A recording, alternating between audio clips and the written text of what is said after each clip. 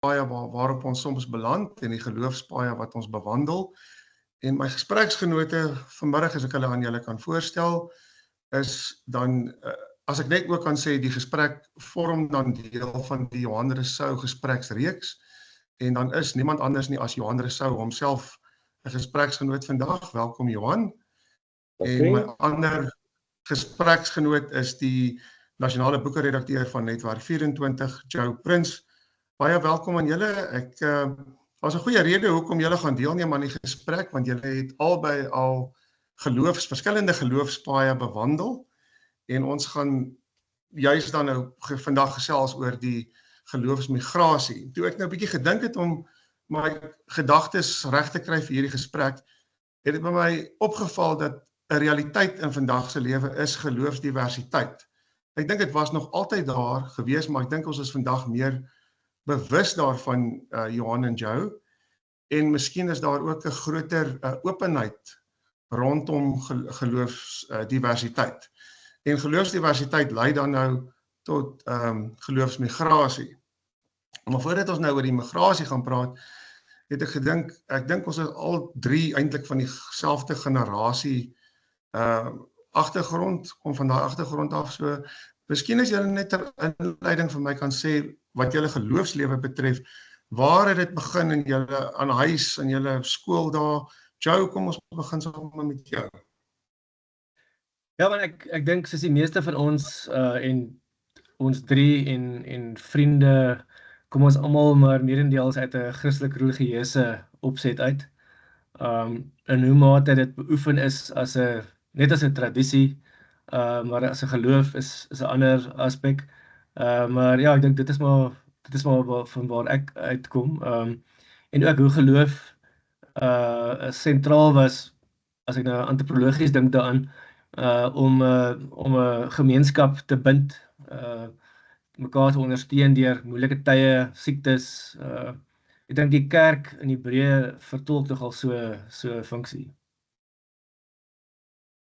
Ja, en Johan, jou agtergrond, jy maar dieselfde opset? Ja, baie dieselfde. Ek het ook maar in die NG Kerk groot geword in die 70er en 80er jare, en ek kan beamoen wat jou sê. Ek het ook heerlike herinneringe aan kerkkermisse, maar ook aan begrafnisse en dopes en huwelike, en die inwyding van die kerkgebou in 1983 NG Gemeente Eldorein. Die ander ding wat ek miskien moet noem is dat ek het van kleins af nogal 'n baie sterk bewussyn van die goddelike gehad. Volgens my ma het ek op ouderdom 4 vir haar gesê ek gaan eendag 'n dominee word. En dan moet ek ook byvoeg dat my ma self was 'n baie diep gelowige mens. Sy het 'n eenvoudige geloof gehad. Ek het ook teologies later verskille met haar gehad, maar sy het regtig op 'n eenvoudige manier geglo, en my suster met daai waardes ook groot gemaak. So sy het geleef, en dit is nogal vir my 'n belangrike voorbeeld as kind. En vandag bevind julle self op 'n heel ander plek as daardie Christelike omgewing. Wel, ek praat veral, Johan, jy gaan 'n bietjie jou opset vir ons moet verduidelik. Ek weet wat Joe is. So Joe, kom ons begin sommer met jou. Jy bevind jouself binne die boeddhistiese tradisie vandag. Maar vertel vir ons, jy sê jy het in 'n Christelike huis groot geword. Het daar tot waar jy nou is, het dit een klaps gebeur, of het daar, verduidelik vir ons 'n bietjie die proses van jou vertrek van die een tradisie na die ander tradisie toe? So, natuurlik op skool, mens word aangeneem, jy is binne daai spesifieke tradisie, en dit is beslis 'n reis van baie stadige transformasie of migrasie, want van die een na die ander, en dis beslis nie 'n bestemming nie, vir my in elk geval nie. Ek dink dis 'n voortdurende proses van verandering en van hoe jy kyk na die realiteit, en na hoe jy dink jy glo, en hoe jy sien mense dink hulle glo, en om jouself binne daai verskillende nuances te identifiseer of te plaas as 'n gelowige of dan nie. So ek het my nadering aan Johan was oor die gesprek was juis rondom dit, was dit vir my interessant dat ons is beide Afrikaans sprekende ouens wat uit hierdie baie spesifieke tradisie kom en ons het hierdie geweldige migrasie gehad oor 'n tydperk. Vir my het dit veral gekom na skool, vreemd genoeg met bergklim. Ek is 'n stapper en 'n bergklimmer. Nou nog, as ek die tyd kry, dan ek het dit lanklaas gedoen, en dan gaan ek af na die Klein Karoo, na Lady Smith toe. Dan klim ek daar in Elandsberg op my eie, ek bly daar vir 'n week en ek slaap in die berg oor. Is omdat ons sulke wille plaaskinders is, doen ons sulke goeders. En my kennismaking met boeddhisme was amper meer 'n kennismaking met Zen eerste. Was amper 'n Zen pantheïsme gewees aanvanklik. Want die natuur het vir my geweldig gelei. As jy, ek weet nie of julle twee kerels baie stap nie, maar as jy baie tyd in die natuur deurbring.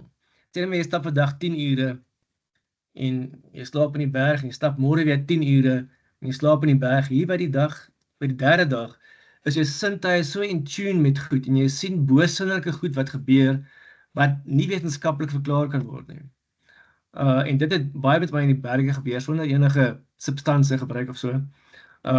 En ek praat van die mense in die berge daar gebruik nogal die natuurlike sampioene as 'n aanvulling. Wat ook interessant is op sigself, maar so dit was 'n baie lang proses uiteindelik op universiteit, ook met toe ons met filosofie begin studeer het, en ook veral toe ek begin lees het in Breiten se werk. En dat ek agtergekom het ek het 'n geweldige sintuig om Breiten se tekste te verstaan, want die twee bene van Zen, die meditasie en intuïsie is 'n groot, dit is die sintuie wat ek van natuurlik gehad het. En dit het my al gaande gevat na die filosofie wat ek vandag beoefen, waarskynlik eerder as 'n geloof. Dit is maar waar ek nou is. Ek is bly jy het genoem Breiten, want ek het nogal gewonder of by almal van ons, en ek gaan nou na Johan toe spring, of daar nie 'n persoonlikheid soms, het sy daai persoon in persoon of sy skryfwerk 'n belangrike rol of 'n invloed speel om daai filosofie by jou aan te wakker nie. So Johan, ons gaan eers stil staan by jou. Jy's nou op 'n ander plek vandag, maar jy het ook eers na die boeddhisme gegaan en in die agtergrond op jou pad sien ek natuurlik Karel Schoeman. As ek reg is as Karel Schoeman by hierdie gesprek betrek, wil jy nie vir ons bietjie daarvan vertel nie? Ja. Wel, François, kom ek sê dit so, ek moet miskien begin daarby dat in my eerste jaar 1989 ek was eintlik 'n teologie student daar by Tikkies. Ek het so laat in die hoërskool so charismatiese bekeringservaring gehad en toe hierdie soort van roeping. En toe het my NG charismatiese teologiese struktuurtjie redelik gou meegegee onder die aanslag van twee dinge. Die eerste ding was die Voëlvrytoer het gedraai op Tikkies in Februarie 89 en dis die eerste keer in my lewe wat die woord Afrikaner en die woord kultuur betekenis gehad het, is daai aand. Ek het ons profeet Johannes Kerkorrel daar meter of 2 bo my gehad in die Maskerteater op Tikkies. En toe daar op kampus 'n vreeslike Christelik veroordelende ding uitgebreek en ek het net gevoel hierdie ouens praat die waarheid en die mense wat in 'n geloof behoort vir wie die waarheid ook belangrik is, wil nie hierdie waarheid hoor nie. En die ander ding is ek het vir my gesondheid te veel Nietzsche gelees. En Nietzsche is natuurlik, hy's waarskynlik by verre die heel beste kritikus van 'n sekere vorm van die Christendom. En nou ja, ek het toe eintlik agnosties geraak en toe, ons praat nou ook vanmiddag so 'n bietjie oor boeke en skrywers. het my goeie vriend Andries Nel, hy is vandag natuurlik nou, dink hy's op die oomblik adjunkminister. Ek en Andries het saamgewerk by die perde by die studentekoerant by Tikkies. Andries vertel vir my van hierdie boek wat ek moet lees, Zen and the Art of Motorcycle Maintenance. En ek gaan koop die boek Augustus 1990 met 'n boekebeurs daar by Exclusive Sunnyside, Sunny Park. En op die boek staan, Joe sal dit waarskynlik ook weet, daar staan, this book will change the way you think and feel about your life. En dit het toe gebeur. Net daai wat Joe nou so mooi beskryf het oor sy natuurervarings, daai blik van die samehang van die werklikheid en dat ek in die werklikheid is invalshoeke op mekaar, as ek dit so kan stel. Dit het my baie aangespreek en daarbey gebly en toe het ek met Karel Skuman begin korrespondeer na die verskyning van Verkenning, wat natuurlik 'n baie boeddhistiese roman ook is. Ek was natuurlik voor dit ook al baie bewus van Bruiten. Ek het hom in 1992 dink ek die eerste keer persoonlik ontmoet en wat ek by hom aangevoel het, dit was iets geesteliks. Dit het my baie diep geraak. En toe Skuman in daai tyd was self in die meer boeddhistiese fase van sy lewe. Hy het vir my goed begin aanstuur. Enigiemand wat korrespondeer het altyd massas fotostate gekry. Myne was dan nou veral oor die Zen. En in daai tyd is ek 'n moeilike persoonlike tyd en toe verskyn daai pragtige boekie wat hy van Rab Nen vertaal het in Afrikaans, 'n Stil Gemoed, 'n inleiding tot die boeddhisme en meditasie.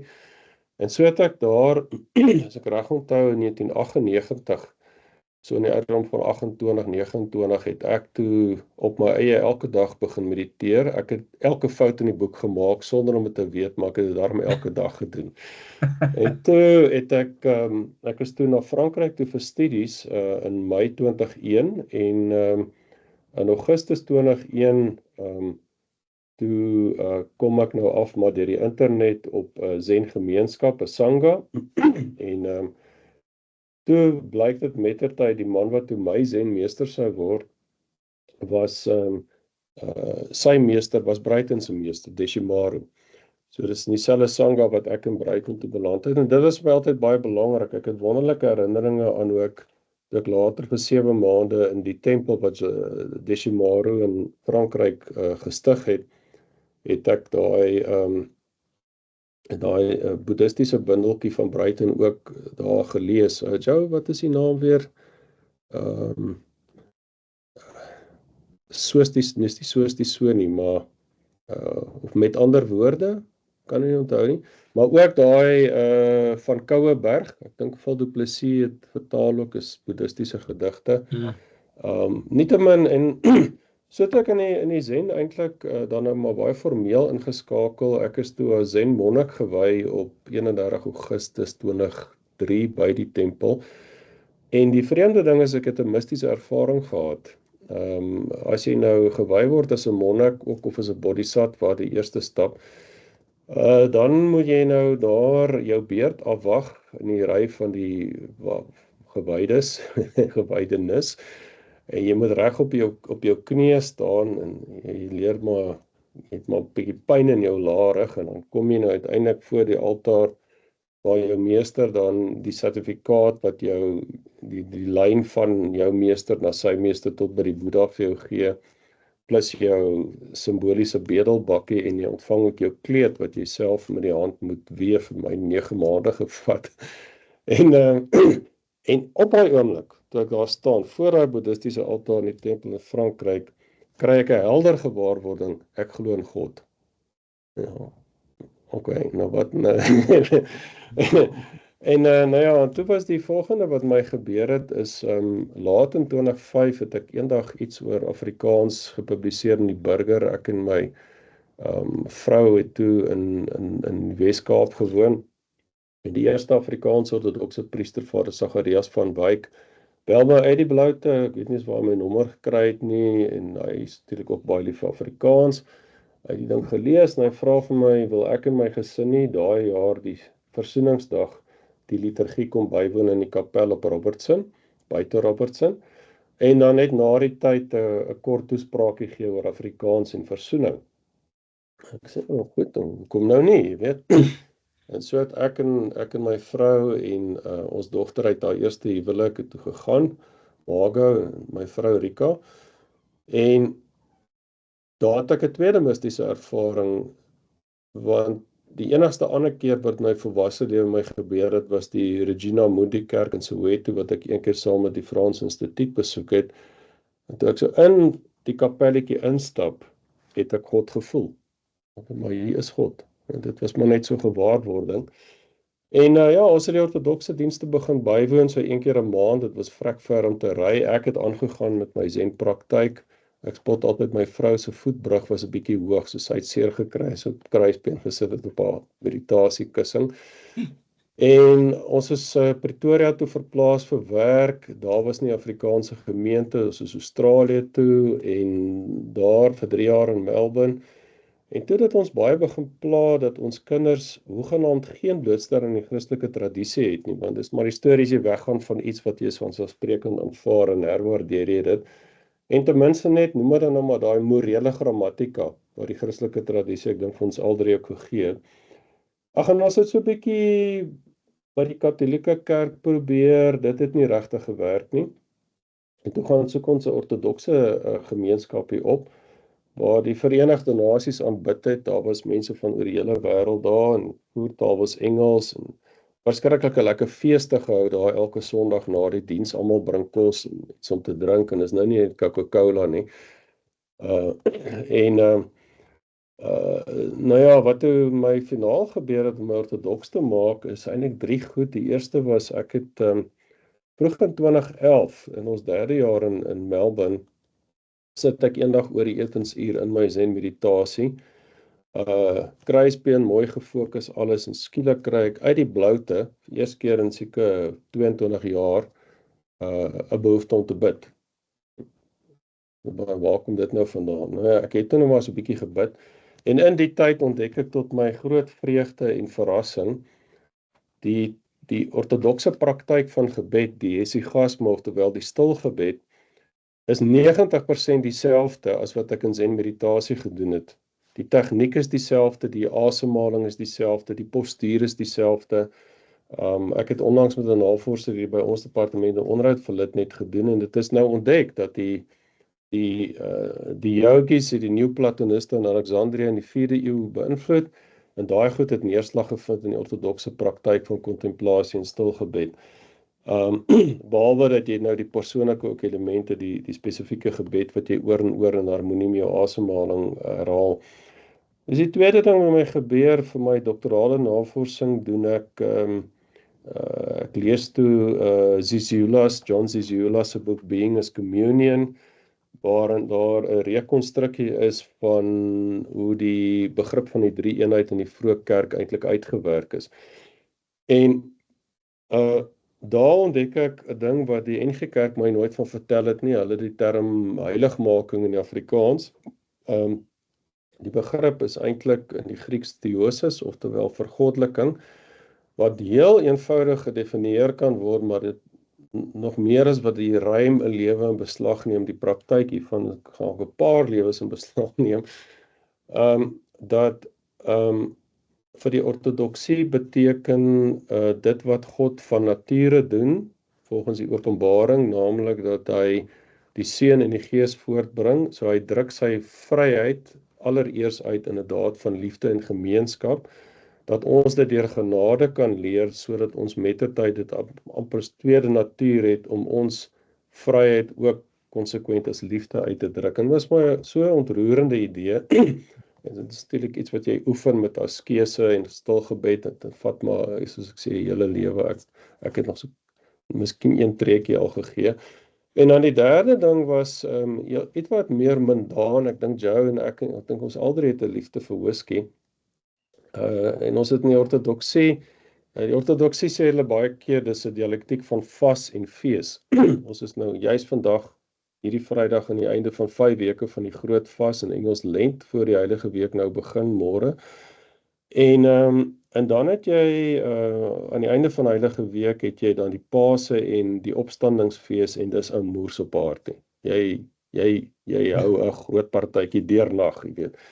Ons kon dit nie bywoon nie, ons het nie geweet in elk geval waar dit gaan nie, en dan het jy so 'n paar opstandingssondae, en die tweede of derde opstandingssondag wat ons nou weer by die kerk in Melbourne kom die Noord-Macedoniese Griekse kerkleier na my toe na die tyd, en soos die ortodokse gebruik is, jy sal vir mekaar sê, Christus het opgestaan, hy het waarlik opgestaan, Christ is risen, he's truly risen.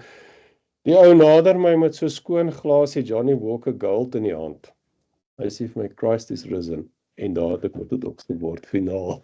Maar toe besef ek, luister, wat is daar meer om te vier as die triomf van die lewe oor die dood, en die gemeenskap wat daar uitspruit met God drie eenheid en ook met jou medemens, en soos het ook Jonah nog gesê het, wat jy in die kerk beleef, as die kerk werk soos dit moet, wat natuurlik baie dikwels ongelukkig nie die geval is nie. Nou ja, dit is maar, ons is die volgende jaar terug in Suid-Afrika, en toe op die dag wat Christus se doop gevier word in die ortodokse kerk Theofanie, het ons sin se doop ook toe nou plaasgevind, en ja, van daar af het dit nou aangegaan. Jammer vir die lange relaas.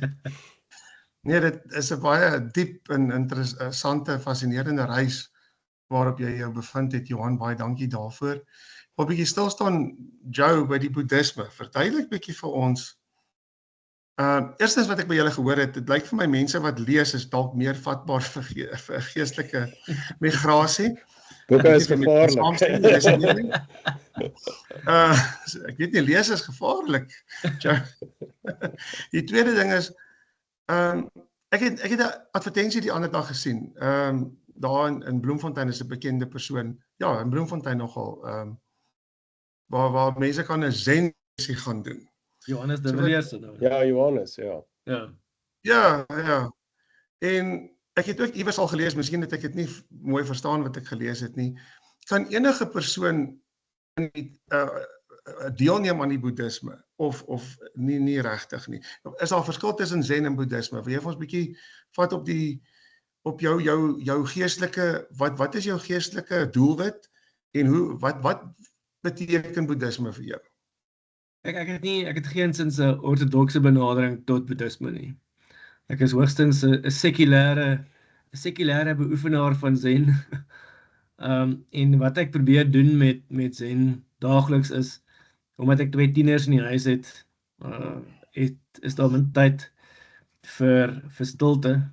Wanneer daar wel tyd is daar werk wat gedoen moet word, en ander dinge wat mense tyd opneem. So wat ek doen is, ek probeer die alledaagse van, ek het 'n koffie ritueel in die oggende, wat ek in stilte doen vir 'n halfuur lank. Ek het 2 sulke rituele wat mundane rituele is, wat ek net laai met betekenis en of niks.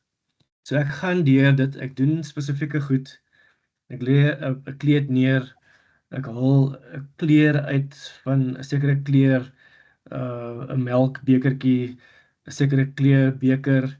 Ek het baie spesifieke koffie wat ek gebruik. Ek's baie eienaal oor die spesifieke koffie wat ek wil hê wanneer ek dit koop, en die tipe filters wat ek gebruik, het moet daai bruin ongebleikte filters wees. So ek gaan deur hierdie ritueel in die oggend. So elke ding wat ek doen in die huis het 'n manier om, selfs al braai ek 'n choppie, wat ek baie min doen, is die maak van kos eintlik meer 'n herinnering in my ouers, in my pa, weet hoe het jou pa dit gedoen? En dan, dis so 'n inkantasie van die verlede. Hoe doen ons dit? Watter lewende ding het sy of haar of die lewe afgelê om hierdie by ons te bring? En dis my 'n belangrike ding met die kinders in die huis ook, want ons leer hulle nie om my vrou is 'n Christen, ook so 'n bietjie verloopte, soos baie my vriende is, maar ons leer hulle doelbewus nie om ons tradisies net te volg nie.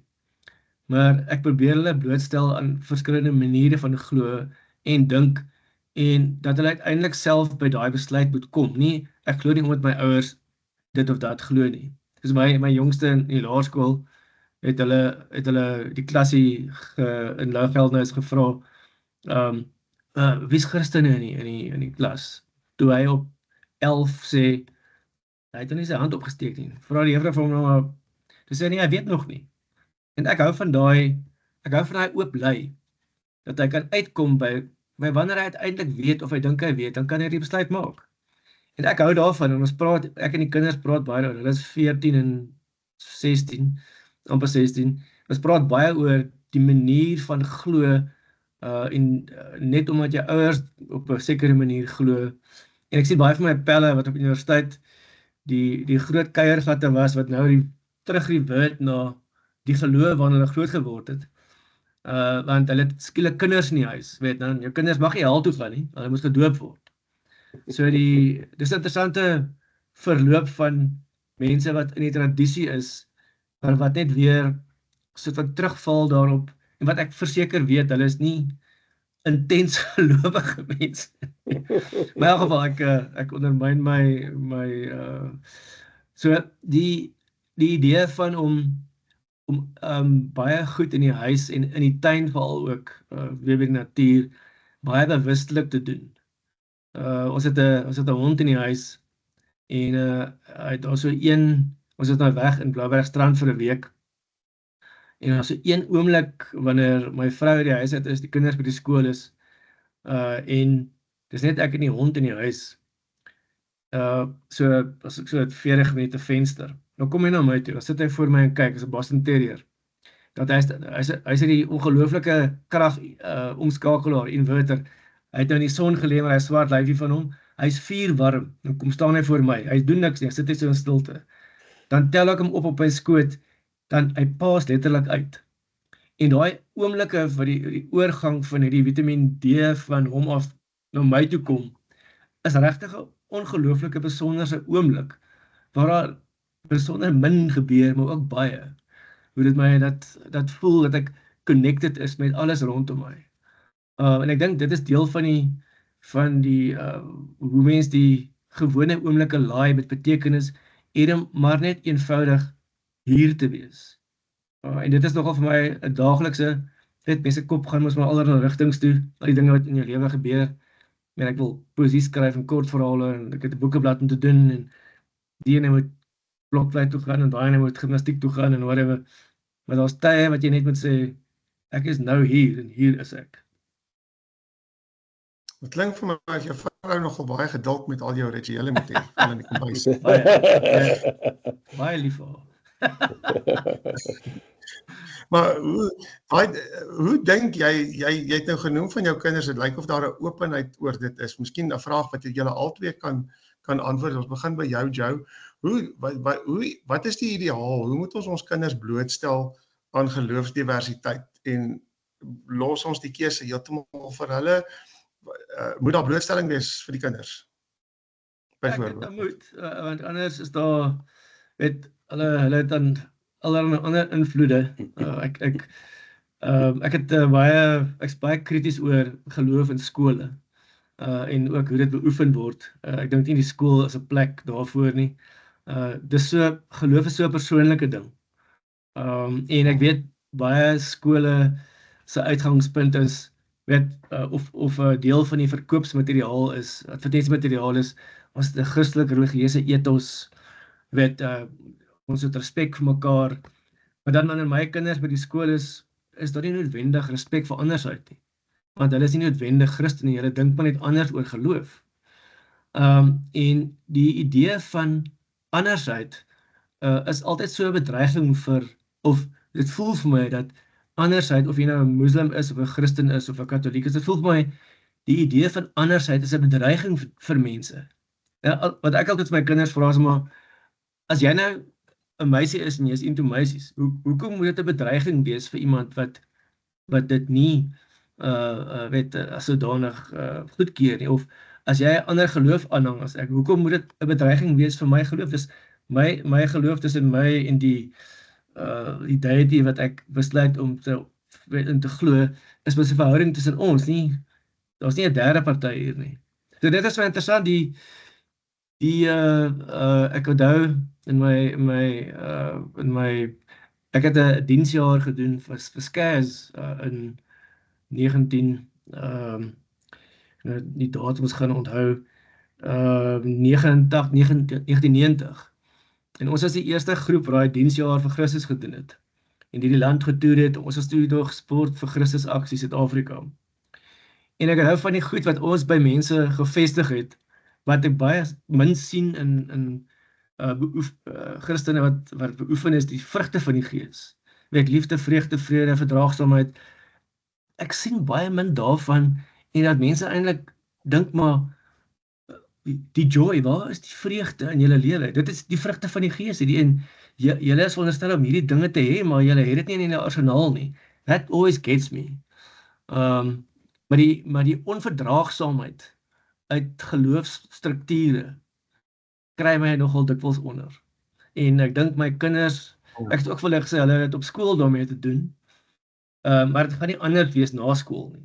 So die skool rus hulle op 'n vreemde manier toe, om te dink oor hoe hulle dink, en dan argumente te hê, of om vir die mense te sê, los ons maar net uit, ons is nie krities teenoor hoe julle glo nie, maar ons hoef nie te glo soos julle glo nie.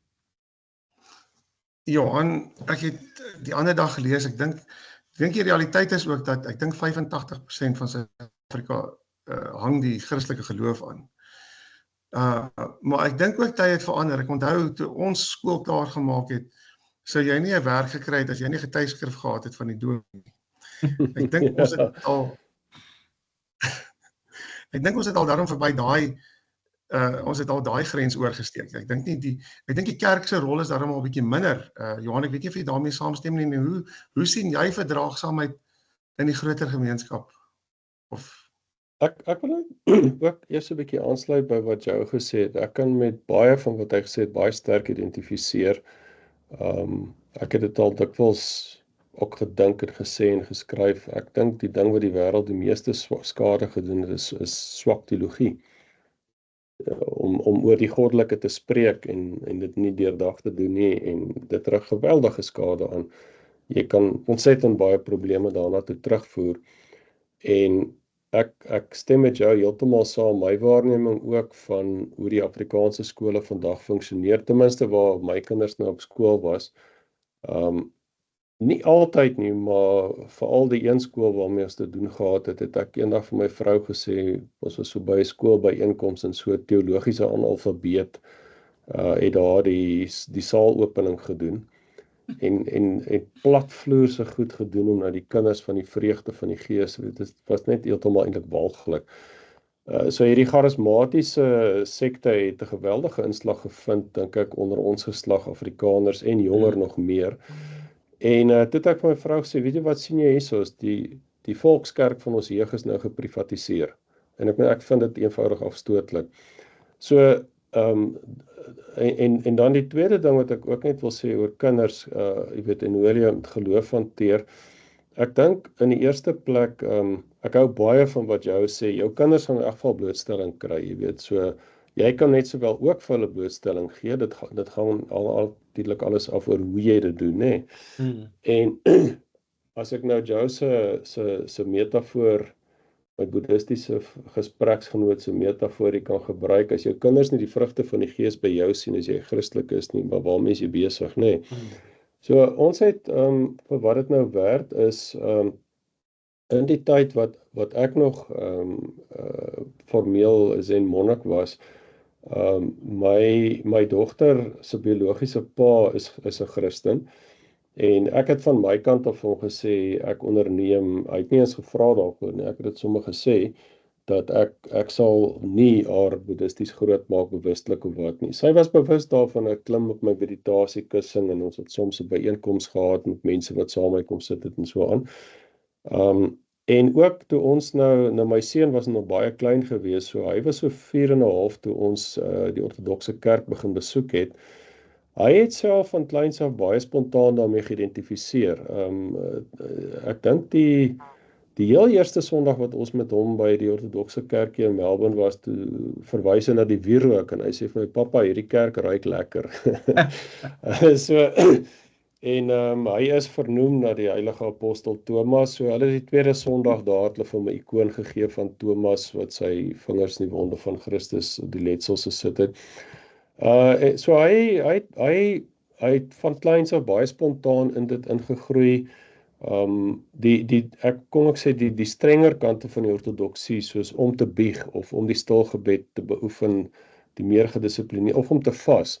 Daai goed het ek met my kind baie sag. Dit is tipies maar wat ortodokse ouers ook doen, jy weet, wanneer die kind belangstel daarin, ek wil amper sê tong in die kies is 'n bietjie, jy altyd nie vra oor seks voor die kinders nie vra daaroor nie. Nee, so so dit is baie dieselfde benadering wat ons gevolg het. Interessant genoeg met ons dogter wat nou 28 is. Ek is formeel as priester gewy op 24 Maart 2019 en my eerste dopeling was toe ons dogter, September 2020. Het sy toe self gevoel sy's nou daar, sy's gereed.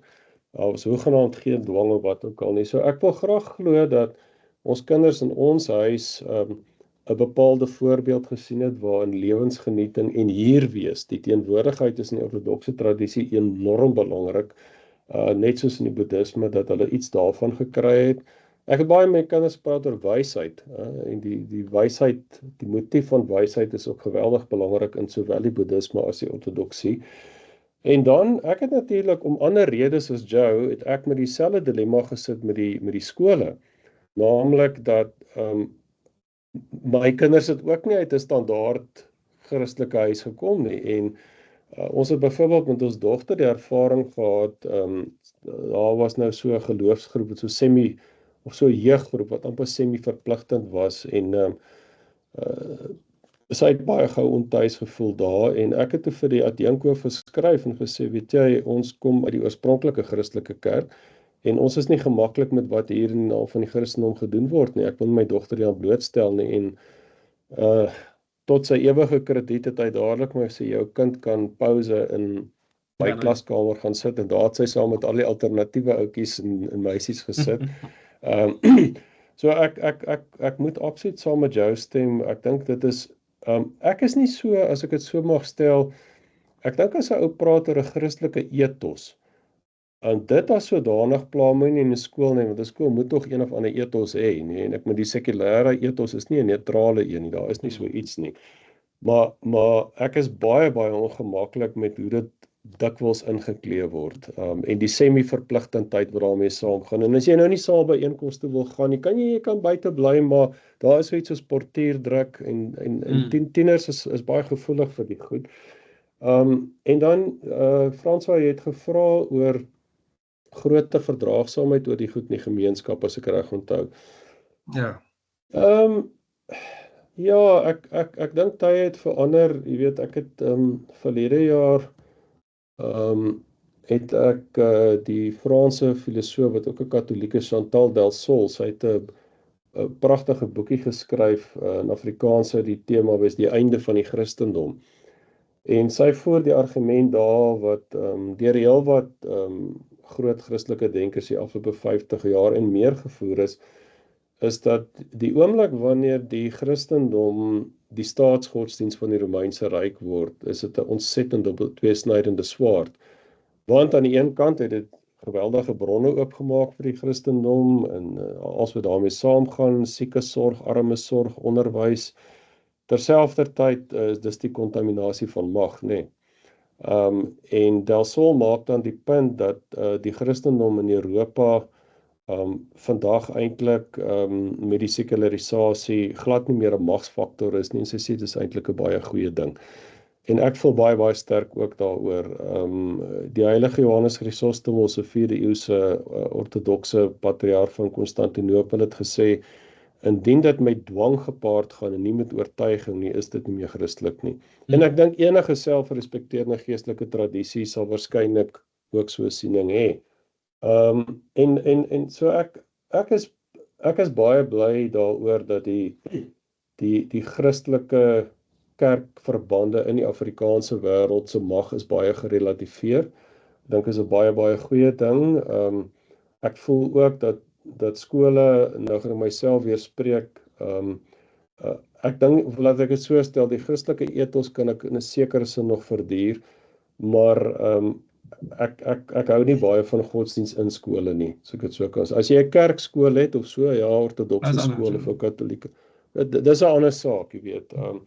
Maar ek dink die ding, as ek spesifiek oor die Afrikaners mag praat, ek dink wonder partykeer by myself, of ons nie 'n soort, ek wil nie sê geen nie, kom ons sê, as ons iets is, daar kan nie iets soos 'n kulturele geen wees nie, maar dis asof aan ons so streep vir godsdienstige onverdraagsaamheid is, terwyl terselfdertyd het ons amper iets van ons het 'n boere-intuïsie, as ek dit so kan stel, wat tipies in die natuur of die plaaslewe of wat ook al. Ek het eendag 'n wonderlike gesprek met Bruiten ook oor dieselfde ding gevoer.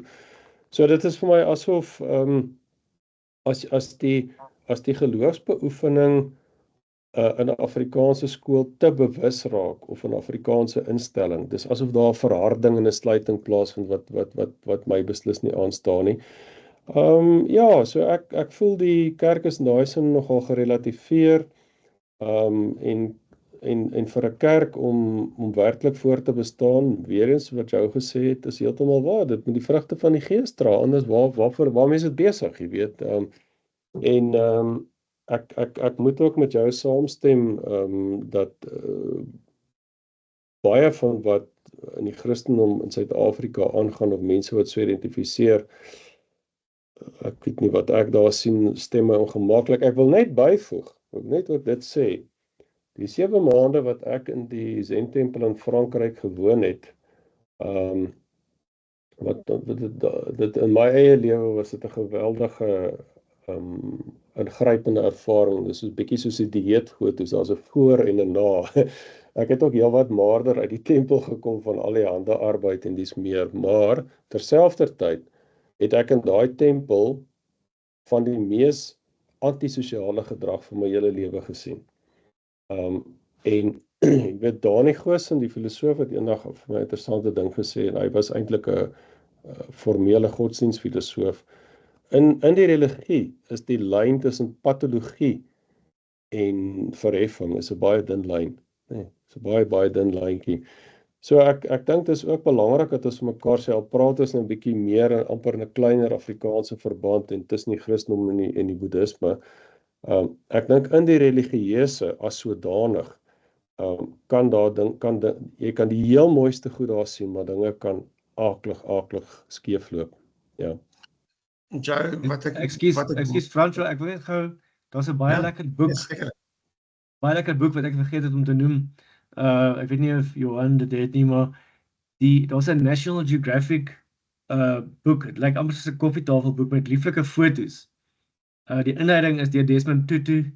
Kan nie die uittrou onthou nie, maar en dit behandel elke geloof deur 'n kenner, en my kinderblaai het in 'n stadium gereeld deur die goed ook geblaai, van Boeddhisme en Judaïsme en weet wat jy, al die ismes en die gelowe. Dit is 'n fantastiese boek om in jou versameling te hê, net so terloops.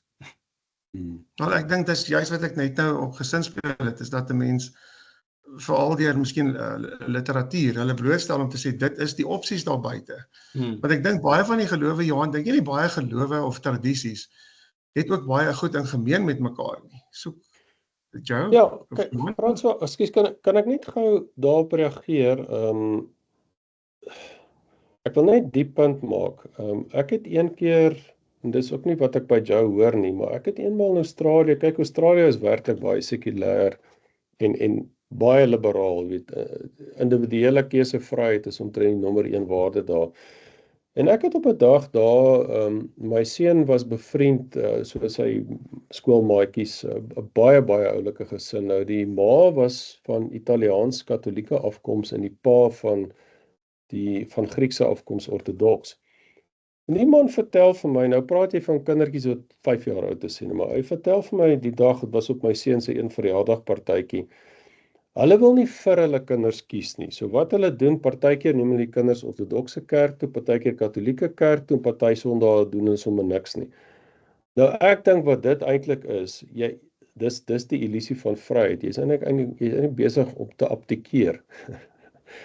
Want die punt is, jy kan nie, laat ek net, dis maar net 'n filosofiese argument, jy kan nie keuses uitoefen as jy nie norme het nie. Vryheid van keuse beteken absoluut niks as ons nie norme het nie. Ek verduidelik maar vir die eerste jaar is dit so, dis nou maar 'n bietjie 'n krief voorbeeld.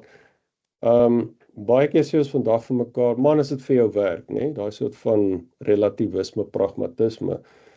Maar niemand gaan vir iemand anders sê, man, ja, okay, as jy nou into kinderpornografie is of 'n pedofiel, is dit nou vir jou werk, hier asof dit is so ek dink dit is veral op geloofsterrein is dit baie belangrik om op een of ander manier 'n stel norme deur voorbeeld veral en gesprek, nee, ek weet ons voor ook in ons huis baie gesprek oor die soort van ding. Iets oor te dra aan die kind aan die hand waarvan hulle die wêreld betree en uiteindelik keuses ook self kan maak. En jy weet ek kan byvoorbeeld sê dat Frans, Joe het nou verwys na die mooi die verhaal van ouens wat lekker kuiergatte was en dan kom hulle kinders, nee. So daar's ek dink dis 'n baie tipiese ding en ek het selfs met ons dogter ook gesien. Sy het ook lekker gaan verken en sy's nou nog besig om lekker te verken. En dis goed so, sy moet haar horisonne verruim en verbreed want uiteindelik as sy haarself as orthodox identifiseer wat sy inderdaad doen, dit help nie as dit nie kom van 'n plek van oortuiging nie en soos hulle vir my mooi prosaïs in die Zen-tempel geleer het, jy kan nie niemand anders se plek piepie nie, nê. So ek wil net daai punt oor die maar ek sê Frans, as jy miskien net weer die vraag stel dat ek eers dan my mond hou en vir jou 'n kans gee. Ek gaan nog. Joe, ek wil net gou by jou hoor. Ja, ek moet sê self wat ek soms beleef is veral binne die tradisionele groot Christelike tradisie in ons land. Oppervlakkigheid en skynheiligheid en ek dink dit Absoluut. Wil julle vir my 'n bietjie daarvan vertel want ek dink dit is iets wat ek is nie in die gesprek ou nie, maar dit iets wat my baie pla. Hoe voel julle daaroor? Joe? Man ek weet nie of ek kommentaar moet lewe op kom ek appel vir my wat ek waardeer van my Christelike vriende wat 'n kombinasie is van dominees en gewone Christene en een van hulle was 'n moderator of is nou afgetree. Goeie vriende met wie ek elke nou en dan 'n lekker bottel rooiwyn drink. Wat ek van hulle waardeer is dat hulle probeer nie om my te kerste nie. Dit is altyd 'n uitruil van idees. Ek geniet dit altyd om met mense te praat oor hoe hulle glo en hoekom hulle doen en hoe hulle die realiteit vertaal en vertaal binne hulle spesifieke geloofsraamwerk. Een keer het ek met een van die ouens gepraat en toe vir hom gesê, maar dit maak vir my sin dat mense in hulle Christelike tradisie voortgaan. Die Dalai Lama het een keer gesê, 'n time joernalis wat jarelank toegang tot hom gehad het. En gereeld onderhoude wat hom gedoen het hom een keer gevra, weet, die Christene het die opdrag om te gaan, om die woord uit te dra. Maar die boeddhiste het nie noodwendig dit nie. Dus hy het hom gevra, maar hoe voel hy daaroor, dat moet die wêreld boeddhisties word? Toe was sy antwoord nee, want die kultuur is te vreemd. Hy wil nie dit het neergekom op, hy wil nie dat boeddhisme moet in Afrika as 'n vlam uitgedra word, soos Olimpiese spele vibes, want die tradisie is te vreemd. Wat hy wil sien is dat mense inslat in die bestaande strukture, die geloofstrukture wat daar is, sodat hulle 'n verskil kan maak in die onmiddellike omgewing waar binne hulle funksioneer. En dit is vir my baie belangrike opset of 'n kommentaar dat die idee om deel te wees van die tradisie wat jy verstaan, daar's nie vreemde inkantasies en meditasies nie, daar's geen vreemde woordgebruik nie, dis alles waarmee jy groot geword het, maar met die verskil is dat jy 'n verskil maak aan die onmiddellike omgewing. En ek hou daarvan dat jy, as ek met my bergfiets ry Sondag en ek hoor die kerkklokke lui en ek sien hoe loop die dromme oor buite die kerke, dink ek maar, die kerk kan begin deur iemand die kollekte bietjie aan te pas na 'n ou met 'n swart sak en hy kan net begin skoonmaak rondom hom. Ons het een kerk, Melville het iets soos 8 kerke, waarvan een 7de-dagse adventiste is, een is een of ander gesprekspunt ding, dan is daar Methodist en daar's 'n verskeidenheid van kerke. En daar's 2 kerke al wat hulle doen is, hulle flop kombuise.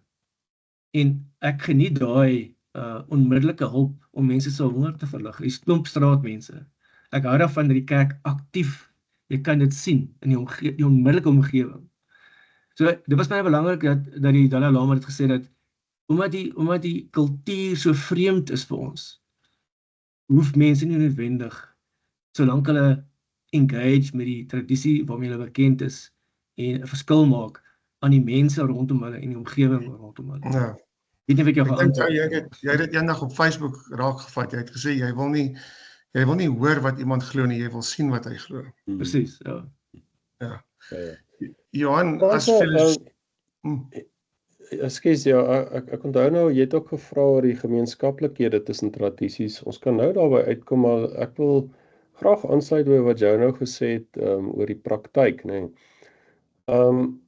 Kyk, kom ek stel dit so, as 'n bekende ortodokse skrywer van die afgelope 30-40 jaar, Vader Seraphim Rose, en hy het in die 60er jare by die Universiteit van Kalifornië ingeskryf, ek weet nie of dit ook nog maar godsdienststudies of so was nie, en toe het hy een van sy dosente was 'n Taoïs, dink ek was ook 'n Chinese man, as ek nou reg onthou, wat later op onverklaarbare wyse verdwyn het, maar nietemin, die ou het vir hom gesê, soos Deshimaru, toe hy in 1967 die Zen na Europa bring, hy was eintlik op pad VSA toe, en hy het toe nooit verder as Frankryk gevorder nie, maar hy het dikwels gesê, I came to Europe to help God, en dit sluit aan by die Dalai Lama, en nou nie dat enige mens God kan help nie, maar dis nou ook 'n ander gesprek, maar die leermeester van Seraphim Rose het vir hom gesê, as jy 'n geloof wil beoefen, gaan terug na die oorspronklikste vorm daarvan wat jy kan kry. Met ander woorde, die klem op 'n lewende tradisie. En ek dink, en dit kan ek nou werklik waar sê, eerstens op grond van die ervaring wat ek was uiteindelik, kom ons sê, om en dom 10 jaar lank formeel in 'n Zen Sangha, waarvan 8 jaar nou as 'n Zen monnik, dat en ook in die ortodoksie, wat ook 'n lewende tradisie is en wat baie klem lê op die verhouding tussen geestelike begeleier en gelowige en dis meer. Is die volgende punt wat ek wil maak. Die moderniteit hou nie van tradisie nie. Moderniteit is die tradisie wat begin deur die ontkenning van tradisie. Ons kan nou lank daar praat, maar ek wil nou nie vandag te filosofies raak nie.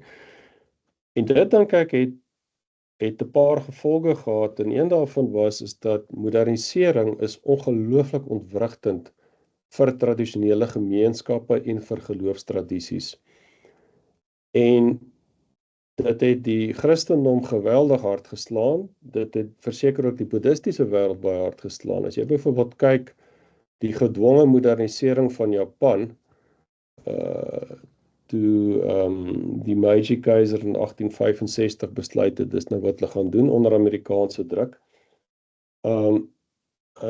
En 70 jaar later het jy kamikaze vlieëniers, een van die groot boeddhistiese lande in die wêreld. En so wat ek wil sê oor skynheiligheid wat jy nou na verwys, François. My siening, maar praat ek nou regtig as 'n ortodokse Christen in wie die lewende tradisie 'n baie belangrike ding is. Is dat in die Christendom wat spesifiek gebeur het, is daar na die sogenaamde reformatie van 17 of 19, ek kan nooit mooi onthou nie, het 'n enorme klomp van die ouer tradisie is eintlik doelbewus verwerp. En een van die goed wat byvoorbeeld verwerp is die mistiese praktyke van die sakramente en die tradisie van stilgebed. Nou ek sê altyd, wat ek maar waargeneem het in my lewe, as jy my vra wat mense verander, die laagste op die lys is die goeie argument. Net bo dit is die goeie storie. Net bo dit sal ek dan sê die goeie voorbeeld. Tweede van bo af sal ek sit liturgiese praktyke en heel eerste oefening van stilte. Dis wat mense regtig verander en dit was vir my baie mooi wat jy vertel het hoe hy sy dag ook soggens begin. Ek het ook so stel rituele wat ek deurgaan en jy sal weet jou partykeer verwaarloos ou dit en dan kry jy pak slaag. So die Frans van my gevoel is dat ons moenie dit wat in die naam van 'n tradisie waar mense sê hulle hang dit aan, maar dan verraai hulle deur hulle gedrag. Moet ons nie die skuld op die tradisie gaan pak nie. Ons moet die skuld gaan pak op die vergeet van die tradisie wat in die tradisie plaasvind. En dan is die antwoord daarop is probeer herwin wat vergete is. En dan begin mense kom by sopkombuise of by die omhelsing. Dis my aangrypende foto. Julle ken hom ook waarskynlik 'n paar jaar terug, die huidige paus, uit een van daai audiensies van hom op die Sint Petrusplein by die Vatikaanstad, was daar 'n man wat 'n verskriklike velkondisie het. Sy hele vel is vol sulke puise en hy's uit 'n geswolle hoof en die paus het hom so vashou. Dit is vir my. Ja, dis waar die woord vlees word, nê. Nee. En François, ek dink wat betref die gemeenskaplikhede, julle ouens sal seker ook Karen Armstrong se werk ken. Sy het mos ook saam met Tutu 'n paar jaar terug gewerk aan daai dokument, ek dink oor die Golden Rule en sulke 10 goed wat hulle. Kyk, ek dink jy kan waarskynlik sê dat die groot geloofstradisies of geestelike tradisies wat ek nou vir my sou dit wees, ek wil amper sê ek wil nie iemand oorsien nie, maar ek dink onmiddellik aan die boeddhisme, ek dink aan die Christendom, ek dink aan die Judaïsme, ek dink aan die Islam. Ten minste in daai 4 tradisies dink ek al 4 van hulle, veral wanneer dit nou ook ordentlik beoefen word in 'n lewende tradisie met die nodige praktyke, het ten doel om die praktisyn van die tradisie grondig te verander, regtig te transfigureer, te transformeer en dat dit moet in konkrete praktyke en veral in jou verhoudings met ander. Dis waar dit anders wat help dit, jy weet. So ek dink daar is daai soort van gemeenskaplikhede, maar aan die ander kant, jy weet in die ortodoksie het die siening dat die mens in die geskaapenheid na die beeld van God is ons almal met rede bedeeld en ons verlang almal van nature na die goeie, na die ware. En die ortodoksie sal sê dat ek moet eintlik die hindoeïsme ook ingesluit het by wat ek nou gesê het. Baie mooi tradisie wat ons te min van weet. Maar in die ortodoksie sal sê in al daai tradisies lê ten diepste eintlik ook 'n verlange na God. As jy inloop by die ortodokse kapel by Saeti, die Griekse skool in Bedfordview, Johannesburg, dan in die naaf van die kerk is die ikone van Plato, Aristoteles en Sokrates. Hulle word as proto-heiliges in die ortodoksie vereer, want daar word gesê, luister, hulle het opreg in hulle tyd na die waarheid gesoek sonder die kennis van Christus of wat ook al die geval is. Maar aan die ander kant dink ek 'n mens moet ook die verskille op die tafel sit. Jy moet dit ook erken. Ek dink daar lê 'n stuk naïwiteit om daaraan te dink, net omdat mense in een of ander tradisie gelowig is, gaan hulle mekaar noodwendig vind.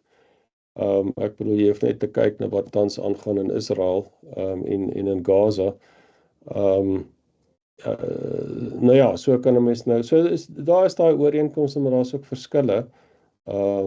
Dis maar soos ek op sal antwoord. Joe en Johan, miskien die vraag vir albei van julle kan besluit wie wil eers antwoord. 'n nihilistiese hipotese. Iemand wat net sê, goed, ek glo nie. Hoe het julle verdraagsaamheid daarmee? Dink julle dis moontlik? Hoe beskou julle om net aan niks te glo nie? So? Kort antwoord is ja. Ek verstaan dit heeltemal. Dis altyd so interessant om met mense te praat wat sê hulle glo in niks nie. As jy 'n paar glasse wyn het, kom jy agter dat mense eintlik nie in niks glo nie. En dat daar iets daar agter is. So dat ook uitgekom met 'n roete by niks. So ek dink vir wat selfondermynend is in boeddhisme is die niks ook alles. Dit is ongelukkig die teenpole daarvan. As jy sê jy glo niks nie, dan wat is die alternatief? Wat is die weegskaal van niks? So daar's 'n hele gesprek daarin. Ek dink nie mense glo werklik in niks nie. Ek dink mense dink hulle glo in niks. Maar daar's altyd iets. En die niksheid is ook iets. Wat ek nou soos 'n zen. Maar ja, dit is my moeilike gesprek en dis nie sommer net 'n ja, eintlik net 'n ja of 'n nee antwoord nie. Ek wil net vinnig iets sê oor zen. Jy het by jou vorige vraag uitgekom, die ooreenkomste. Ek het jare gelede 'n onderhoud gedoen met Mark Inglis. Hy was die eerste double amputee wat Everest uitgeklim het. Sonder suurstof. En ek het hom gebel terwyl hy in dink in Mount Cook was, down under.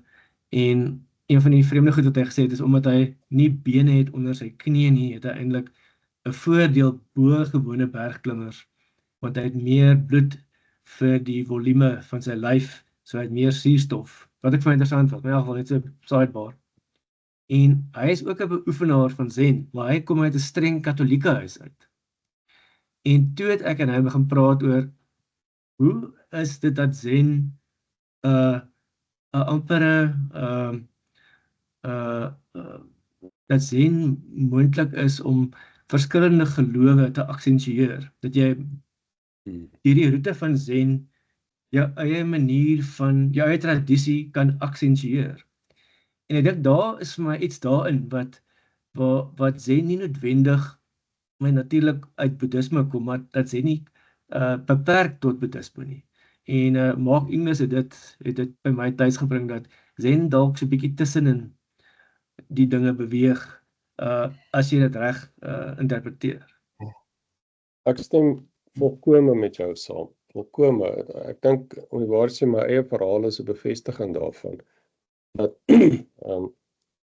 danksy die zen kon ek uiteindelik die ortodoksie verstaan, oftewel die Christendom, en het dit net alles vir my baie meer sin gemaak. En ek kan byvoeg, vandag nog as ek die stilgebed beoefen, ek doen dit in die kwart lotus wat ek plaasneem voor die ikoon van Christus, omdat die konsentrasie so belangrik is in die stilgebed, en ek het nou maar soos Pavlov se hond oor die voorafgaande 13 jaar voor ek ortodoks geword het ek geleer, as jy so sit, dan kom die konsentrasie makliker. So dit is baie konkrete bevestiging van wat jou daar sê. Ek stem heeltemal saam, ek het ook 'n diep skepsis, ek glo nie iemand glo in niks nie. Ek dink nou natuurlik aan wat my betref die grootste teologiese filosofiese film van ons tyd, The Big Lebowski. Ek kan omtrent die hele draaiboek uit my kop opsê. Maar daar is 'n pragtige toneel waar Walter vir Donnie sê, of hy sê vir die dude, hy oor die nihiliste in die film, hy sê, luister, these guys are nihilists. I mean, you can say what you want about Nazism, but at least it was an ideology, jy weet. So, nou, die punt wat ek wil maak is, François, ek het ook jy het die woord verdraagsaamheid gebruik. Ek is nie onverdraagsaam nie, ek bedoel, teenoor enige posisie nie. Hoe kan jy wees? Ons almal het 'n verhaal, en ek dink in Suid-Afrika moet mens ook, dis iets wat ek oor die jare, veral die laaste 5-6 jaar, meer bewus van geword het. Hierdie land verdrink in trauma. Hierdie land verdrink in trauma, en jy moet daarom in Suid-Afrika ekstra versigtig wees wat 'n aannames jy oor mense maak. Jy kan dit wat jy op sigwaarde van mense kry, kan jy gewoonlik nie net op sigwaarde neem nie. Daar lê gewoonlik agter mense se posisie 'n baie deurdagte verhaal, omdat hier soveel verlies en trauma is. Hierdie land dwing mense om te dink, nê. aan die ander kant wil ek sê, en dit sluit maar aan by wat jy gesê het, ek dink nie regtig dit is moontlik om te leef sonder om in iets te glo nie.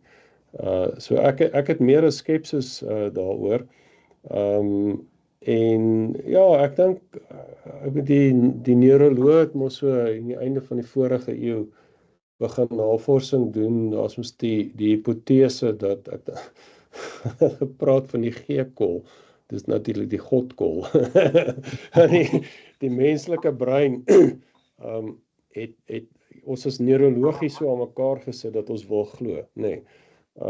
En dis baie interessante navorsing. So dis maar hoe ek daarna kyk en ek wou ook net as ek mag iets anders ook oor die Zen en die ortodoksie gesê het.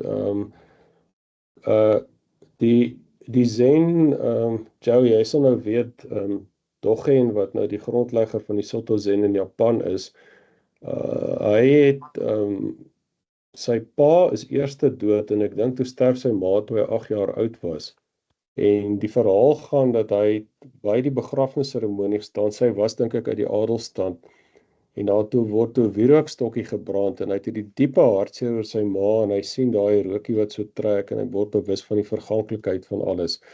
So die Zen, en daar is terloops, daar's 'n pragtige Japaneese film, maar hier en daar 'n soetsappige moment, maar niemands volmaak met die naam Dogen, wat ek en my vrou 2 weke terug op YouTube gekyk het, 'n 2009 film, wat hierdie goed baie mooi uitbeeld in sy lewe.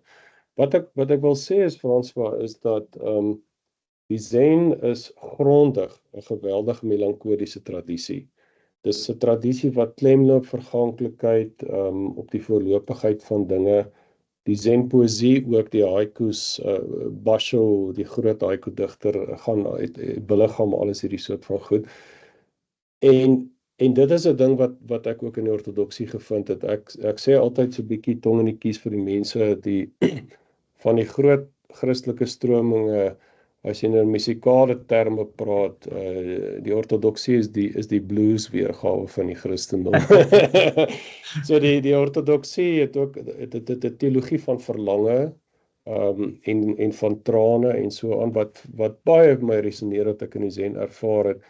En ek dink, jy weet, as 'n mens, dis miskien nog 'n ding wat mens ook kan sê oor gemeenskaplikhede. Ek dink, as jy met 'n groot geestelike tradisie te make kry en dit uiteindelik geluk met 'n goeie leermeester of 2 om dit so bietjie onder die knie te kry, kan jy nie anders as om met 'n sagter oog te kyk na ander nie.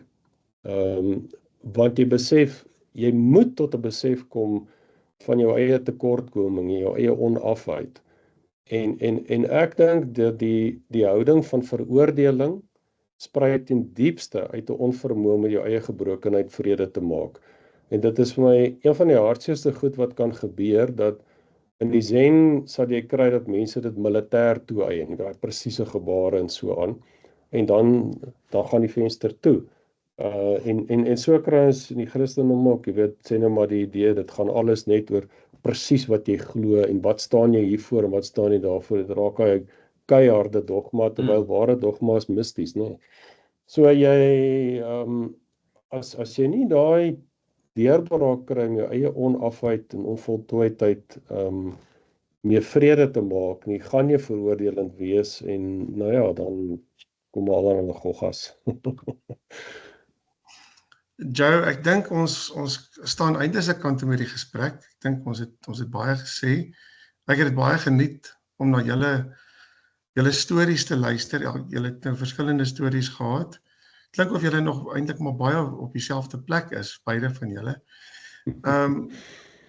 Ter afsluiting, wat is die boodskap wat jy veral vandag sal wil tuisbring na mense wat na hierdie gesprek kyk?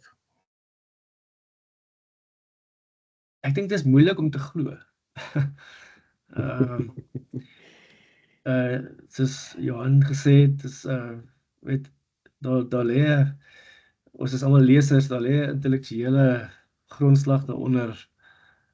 Maar ek dink mense kan dit ook intuïtief doen, sonder dat jy te veel, as die dreuning en die geraas van die tekste te veel word, kan jy terugstaan en sê, maar hoe glo ek? Iets wat Johan gesê het wat my nou dink het aan my ouers is dood in beide my ouers, my vroeë 20's. En dit het vir my makliker gemaak om weg te breek uit ons tradisie uit. Ons kroosgroep is 4 kinders, 3 broers en 'n suster. En dit wat vreemd genoeg het hulle afsterwe het vir my 'n oop lei gegee om nie noodwendig aan iemand te verduidelik waarheen ek op pad is of van waar ek op pad uit is nie. En ek dink dit is nogal moeilik om as jy binne 'n tradisie beweeg. So ek het swart pelle, Zulu pelle wat hulle is almal manisme, hulle oefen manisme, die voortgesette verhouding met afgestorwenes en hulle beweeg ook weg van die landelike onverbiddelike voortsetting met die voorouders, die gesprek met die voorouders. Maar hulle wil nie wegbeweeg nie, want dit maak hulle kontak met hulle kultuur, met hulle familie. Dit verbreek daai kontak. So ek dink daar's 'n baie moeilike besluit om te maak wanneer jy uiteindelik wil uitbreek uit jou tradisie uit, as daar mense is aan wie jy moet verduidelik. En ek dink dit is nogal 'n kritiese ingesteldheid waar jy moet die tree terugneem en sê, maar goed, hoe glo ek? Wil ek dit glo? Doen ek dit net vir my tradisiese onthaalwe of glo ek dit met my hele wese?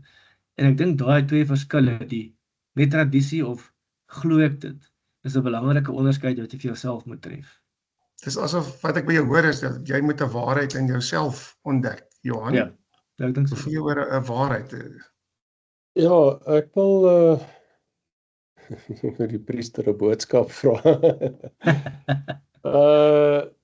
François, ek wil eintlik so 'n bietjie in 'n zen-idioom antwoord en sê dat ek sal mense wat na die gesprek luister aanmoedig om te sê dat om by die ware reis uit te kom, moet jy die moed neem om die reis te begin. Dis eintlik wat ek voor wil pleit. En jy weet, daar's 2 baie groot verhale wat dink ons al 3 ken en jy kan identifiseer wat hiervan iets vertel. Die een is die verhaal van die Odyssee van Homerus. Die wonderlike kryger wat met oormoed en geslepenheid op sy reis gegaan het. En eers toe hy na die reis tuis gekom het, het hy die mens geword wat hy moes word, kon hy die wonderlike vrou wat hy gehad het waardeer, of wat dit beteken om tuis te kom en so aan. Die Christelike weergawe daarvan is natuurlik die gelykenis van die verlore seun. So ek dink dat in die ou Griekse tradisie en ook in die ou Christelike tradisie is daar 'n sterk aanmoediging, verlaat die huis, gaan weg. Voordat jy die huis kan verstaan en voordat jy kan terugkeer. Ja? En daai reis is dink ek die proses wat jou verander, maar ook dat mens dan ook nou maar moet weet, as jy teruggekom het huis toe, in 'n sekere sin, dan eers raak die reis ernstig. Dan wanneer jy tuis gekom het in tradisie, dan begin jy met daai proses van werklik verdieping, beoefening, askese, die rituele, die liturgiese praktyke en so aan. En dit is iets wat regtig 'n lewe lank duur. Dit bly my nog elke dag verras, baie gereeld. Ja. Die digter Johan Joel het gesê in Roulette, in sy tweede bundel dink ek, wat Johan nou daar sê, letterlik en figuurlik bedoel, mens reis om tuis te kom. Ja, pragtig. Presies. En jy kan nooit weghardloop van jouself nie, maar klim op die bus, gaan reis, sien, beleef, en dan om hopelik daai waarheid binne jouself, uiteindelik by jouself te vind. Karel Skuman se innerlike reis, nee Johan, die reis na binne. Ja, wat hy by Jung gekry het, nee. die reis gaan inwaarts, maar ek moet ook wys sê, dit gaan terug na die sopkombuise wat jou nou verwys het. Die bevestiging daarvan dat die reis nou inwaarts begin gaan het, is dat dit gekenmerk word ook deur 'n reis na ander toe. Die hele tyd daarna sny maar daai mooi metafoor van ons moet op die nuwe groot trek gaan na die ruimtes tussen ons. So as daai inwaartse reis regtig gebeur, kan dit per definisie nie anders wees om ook veruiterlik te word nie, ja. Joe en Johan, baie dankie vir hierdie gesprek vandag. Ek het dit baie leersaam gevind. Ek het baie goed om oor self bietjie te gaan sit en nadink. Mens dink jy het altyd al die antwoorde en dan is jy verkeerd. Joe, Johan, baie dankie. Baie dankie julle. Ek het nou die recording gestop, so daar's hy